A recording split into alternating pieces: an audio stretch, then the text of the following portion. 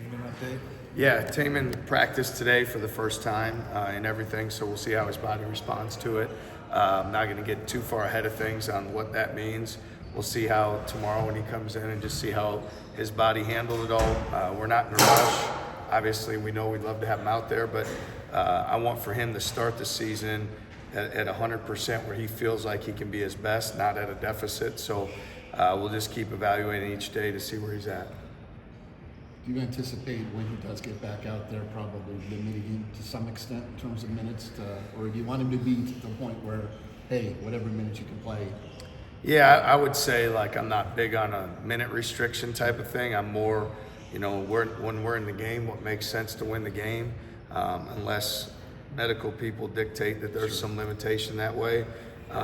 Once you're in the game too, all that stuff sounds good, and then Taman's an elite competitor too, so when he's in the game, I don't want to hold him back. So that's why it's so important that we wait till he's good, so that we don't end up in this middle ground of how many minutes can he play and what's right if he's just ready to play. How much does T.J. playing well in those exhibitions kind of take the pressure off of him, returning or rushing to return back?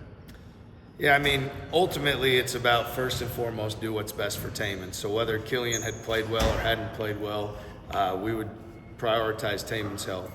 As far as Killian playing well, certainly that's been one of the bright spots for us in the 2 exhibition games. I think the consistency that we see from him every single day in terms of guarding the basketball, running our team, making plays, being a winning basketball player, making big energy plays for our team, it's something that didn't just show up in the game, it's something that showed up every day in practice. So fortunate that the things that he's cultivated as habits came to fruition on the night of the games, and that'll be something that'll continue to be important. When you look at the jump Killian's made in that time, how important has this last month and a couple weeks been for him?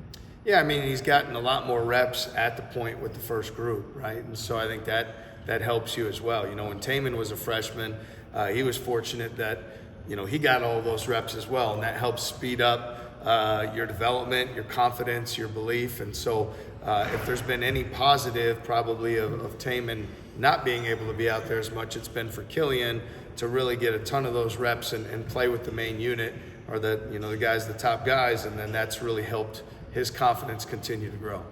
How do you think your team benefited from the fan experience, having fans there for the exhibition versus the quote-unquote super secret scrimmages? Yeah, the exhibition feels so much more like a real game in how you prepare for it and how you go about it, because the fans are a part of the game. It is a part of the experience, as is media, social media, all the things that go along with playing the game when it's streamed or it's in front of fans or those sort of things. So it feels more like a real game, certainly. The challenge is it makes it feel like the season's a little bit longer because it feels like it started a little sooner. But other than that, I think you play through maybe some of those jitters or whatever, the knot you get in your stomach, and you know how to kind of handle that better because you've already dealt with it in a true home game and a true road game.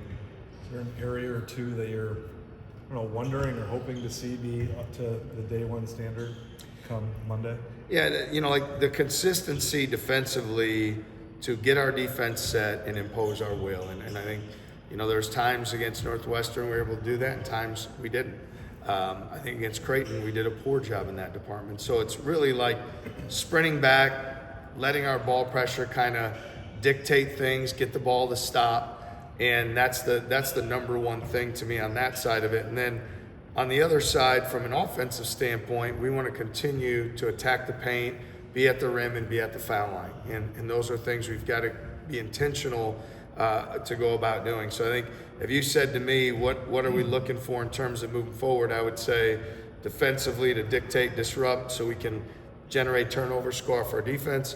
Offensively to get to the rim, the paint, and the foul line, and then convert at a high rate when we do that. You've talked a lot in the past defensively about the multiple efforts that you ask your guys to make. Where are they with that? Yeah, I would say we're okay right now in that department. I think some possessions we have it, some we don't. And to make the multiple efforts, you've got to be a continuous player. So you've got to make sure that you go from a closeout to sprinting to help. You go from sprinting to help to a closeout, on. And that's the same thing on the glass. You've got to go from being a great help defender to a great weak side rebounder. You've got to go from being a guy who contested a shot to a guy who sprinted back into play. So, that's something that is really important for our defense. I don't take for granted the strength that we've had defensively over the last 4 years has been the result of those multiple efforts. With 9 new guys, it's something that we're still working on and building, and we see at times, and we'd love to see more. One of the freshmen that we haven't seen as much in the 2 exhibitions is Zay Mitchell. What are your kind of plans for him as he enters his freshman year? Yeah, right now, Zay's working hard every day in practice to create an opportunity for himself, right? To find a way to carve out a niche, carve out a role, to earn some minutes. So I'd say at this point, him continuing to stack days every single day where he's bringing value to that group. He does have some versatility both defensively and offensively that could be an asset for us at some points this season. And hopefully, I think for him, it's about keeping that focus on it, knowing at some point opportunity is going to present itself, and stay ready so you don't have to get ready. Nate talked after the game how his second summer in your program was a little bit easier than his first summer. What's it going to take for him to kind of hit the ground running this season? Well, for Z, everything's about his approach to it. When Nate does a great job preparing mentally, being intentional, and doing all those things, as soon as he comes into the game, when he has the mindset of, I'm going to be the aggressor, right? I'm going to guard the basketball, speed the guy up, get a collision. I'm going to drive the ball with force through a closeout. I'm going to aggressively hunt the three. I'm going to attack a closeout. His mentality, when he's aggressive and he starts aggressive, everything goes from there. Last year, he had a belief more so of like, hey, when I see the first three going, then I'm going to shoot it great. He's moved past that in a positive way where now he says, I'm going to be the aggressor. I'm going to start the fight on whatever side of the basketball it is. When he does that, everything seems to go his way. And then you see the performance he had the other night where he was the aggressor defensively, offensively, driving the ball, shooting the ball, making plays. And that's probably the one area how he's driven the basketball so well with force. He's driven it through contact. He's creating and finishing plays at the rim because he's not just a catch and shoot guy. He's a guy that can make those plays and be a guy that is a bigger guard at 6'5" and 215 where he can drive it through and make those plays. So we want to encourage him to do that aggressively just like he plays aggressively defensively.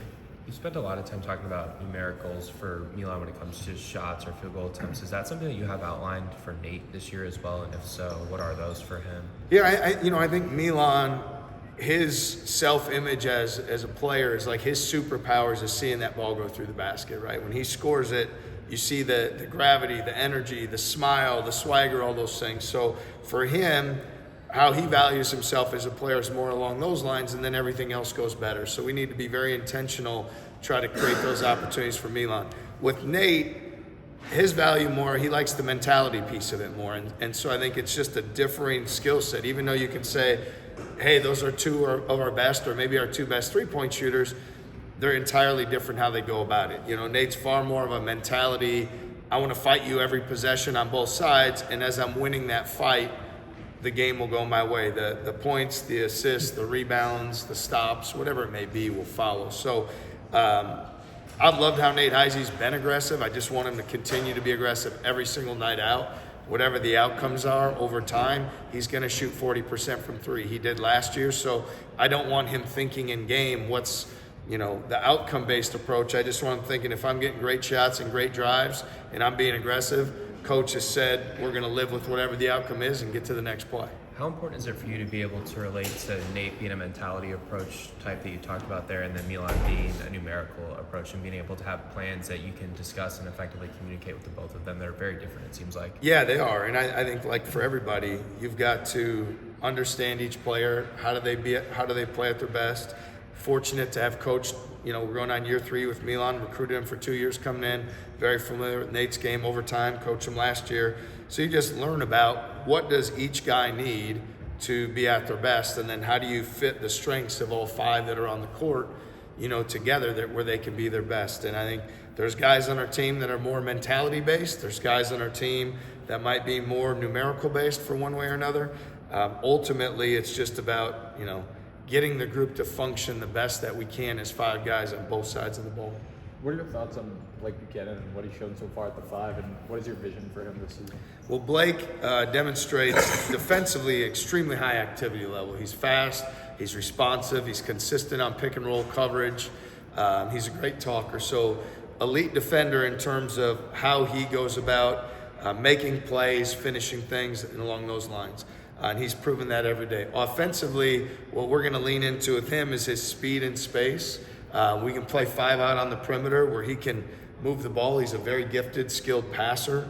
We're going to lean into that skill for sure. I think he can be a guy that, like, we can get some rim runs and backside lobs and go upstairs and him have a focus to try to finish everything, dunking the basketball. And then, you know, as other guys take the shot or the shot on goal, because he is tall and long and he's a quick jumper in space, you know, getting to that rebound. So everybody goes about doing that differently.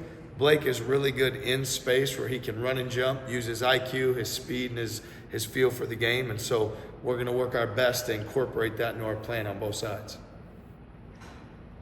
Thanks, guys.